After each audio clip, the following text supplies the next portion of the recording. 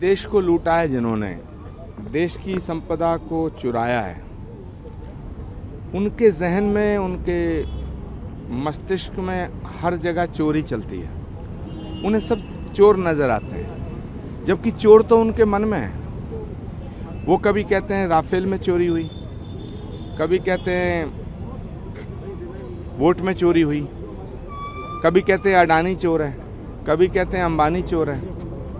उन्हें हर जगह चोर ही चोर नजर आते हैं। सच बात यह है कि उनके मन में चोर है। इस देश की संपदा को जिस तरह लूटा गया है, उसकी याद आ रही है राहुल गांधी जी को। इलेक्शन कमीशन चोर, सुप्रीम कोर्ट चोर,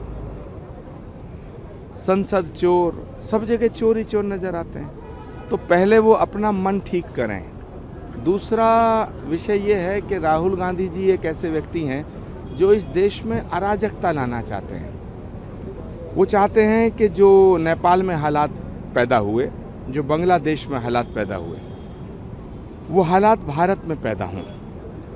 वो बिहार को भी अराजकता में झोंकना चाहते हैं, उत्तर प्रदेश को भी झोंकना चाहते हैं, वेस्ट बंगाल को भी झोंकना चाहते हैं। लेकिन वो भूल गए ये भारत है, ये महात्मा गांधी का भारत है, ये सुभाष चंद्र बोस का भारत है, ये शहीद भगत सिंह का भारत है, ये नरेंद्र मोदी का भारत है।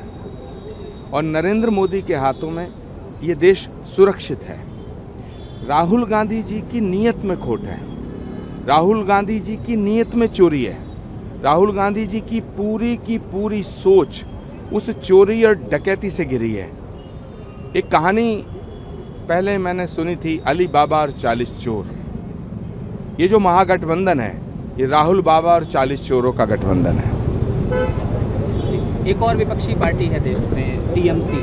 अब वहाँ पर बंगाल में एक सियासत उनके एक अनिवार्य करने पर हो गई है। एक उसे वो भजन कह रहे हैं, हालांकि एक संगीत गीत, उसको लेकर आप क्या कहेंगे?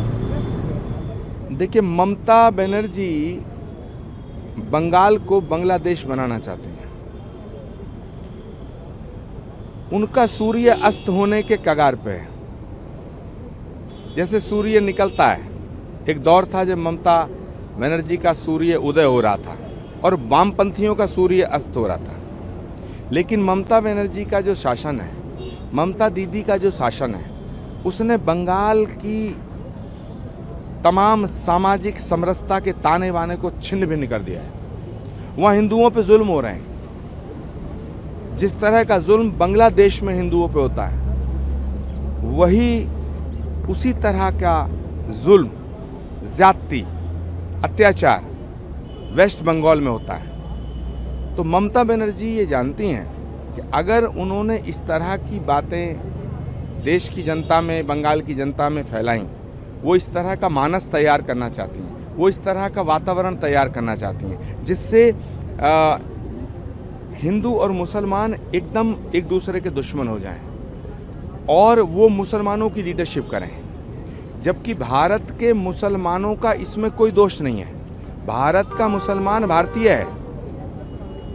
लेकिन ममता बनर्जी हों, तेजस्वी यादव हों, अखिलेश यादव हों या ये वामपंथी लोग हों, ये इस देश के मुसलमानों को गुमराह कर रहे हैं। ये इस देश के मुसलमानों को मुसलमान बना के रखना चाहते हैं। जबकि नरेंद्र मोदी जी इस देश के मुसलमानों को हिंदुस्तानी समझते हैं। नरेंद्र मोदी ने कभी ये नहीं कहा कि मैं सिर्फ हिंदुओं का प्रधानमंत्री हूँ। नरेंद्र मोदी कहते हैं मैं 140 करोड़ लोगों की आवाज़ हूँ। तो जब वो कहते हैं 140 करोड़ लोगों की आवाज़ हूँ, तो इस देश के मुसलमानों की आवाज़ भी वो हैं। इस देश के मुसलमानों से मैं अपील करना चाहता हूँ, तमाम मुस्लिम बहन भाइयों से अपील करना चाहता हूँ, एक बार नरेंद्र मोदी का साथ दें और इन तमाम गुमराह करने वाले, देश को तोड़ने वाले नेताओं से अपना पल्ला